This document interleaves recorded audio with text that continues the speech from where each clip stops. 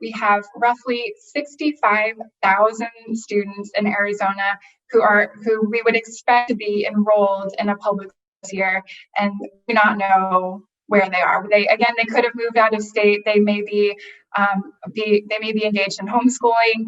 So there's a lot of questions around that. But I think I personally want to express a call to action to all of our community members and to our families, the importance of our children being connected with their local school.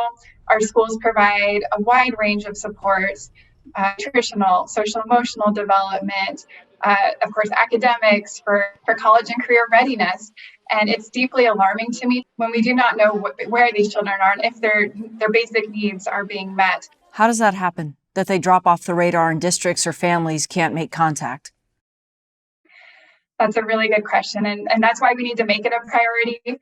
And that's work we're doing. We're working with school counselors and with school leaders, with principals, and they are doing that outreach. And if the family does not pick up the phone or if they've moved to a different address, it does become very challenging. And I think part of the challenge is the digital divide. I would attribute a part of that to the fact that families who do not have connectivity at home, if they do not have internet or do not have the skills to use computers to get connected, or they say this is not the best way for my child to learn, it's very easy for students and families to drop off. And I'm very worried about what that looks like. And there's just too many questions at this time, but that's why we need to make it a priority to bring this up. Are you working with law enforcement? Because according to state law, children have to be registered somewhere, whether or not they're homeschooled or in a parochial school, they have to file paperwork. So wouldn't somebody be responsible for those missing children?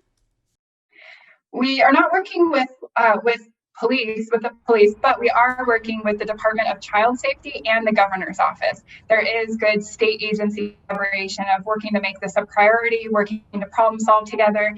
But I think the challenge is at the state level, trying to identify and locate 65,000 students is a really large task, which I think we could have more success supporting the local efforts. And we're in the process of reaching out to school counselors to ask they're finding, what trends are you seeing, where are these children going, or how are they being served at home. And actually there's very low accountability for students who are being homeschooled. So there isn't statewide tracking of students who are participating in homeschooling. Superintendent, last week the governor said that he would like children back in school as quickly as possible. How feasible is that at this point? Well, first of all, I'd like to say that I share that goal. I want more than anything for our children to be back in the classroom. Right now, community spread of COVID-19 is very high in Arizona. I've read reports from researchers that it's as high as 1 in 10 Arizonans that currently are COVID-19. When we look across the metrics that the Arizona Department of Health Services set for our schools that measure community spread, we are in the red for all three metrics for every single county in the state.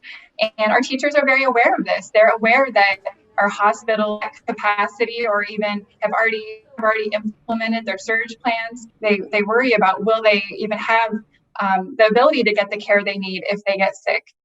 Here we are late January. I mean, it's very possible that students may not return to the traditional classroom sense then for the entire remainder of the school year. Is that what you're preparing for?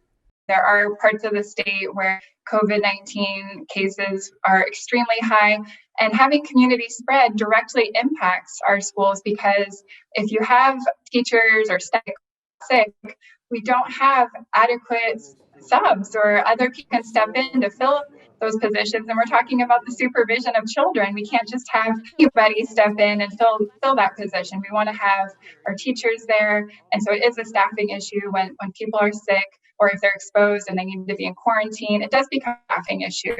And so I am completely devastated and heartbroken at the idea of having so many schools in distance learning through the end of the school year. I know our educators and school leaders are going above and beyond to reach their students virtually and to serve them, to make sure that their nutritional needs and social emotional needs met from a distance. And I know that's extremely challenging, but I know how hard everyone is working to continue those supports for our students and families. State Superintendent Kathy Hoffman, thank you. Thank you.